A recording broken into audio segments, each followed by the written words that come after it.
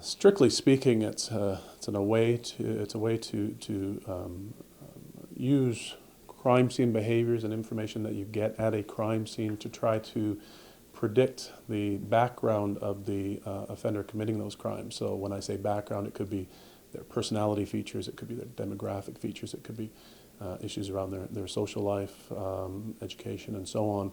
Strictly speaking, that's what profiling is, but certainly nowadays profilers do certainly much more than just that.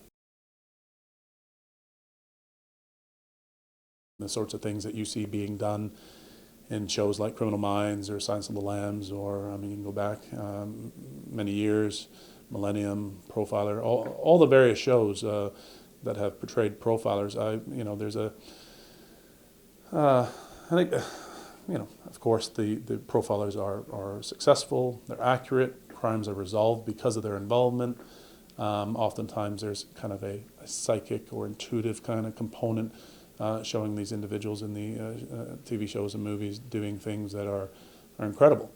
And for members of the public that are not necessarily skeptical and aren't watching those shows with a kind of a critical eye, yes, of course that can have an effect. I mean, there's a CSI effect that is now being talked about. It's not typically talked about in relation to profiling. It's talked about more with respect to the forensic sciences and shows like CSI where they're able to do things very quickly and resolve cases very quickly. And that seemed to have had an impact on the public in terms of their perceptions of forensic science and what is able to be accomplished and in what time frame.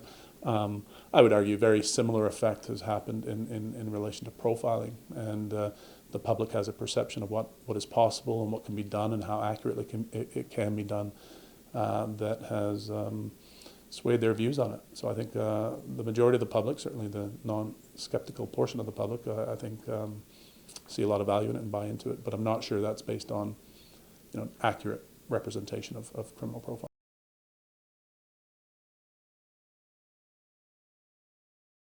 Geographic profiling, in fact, I believe that there's a fair amount of research supporting it.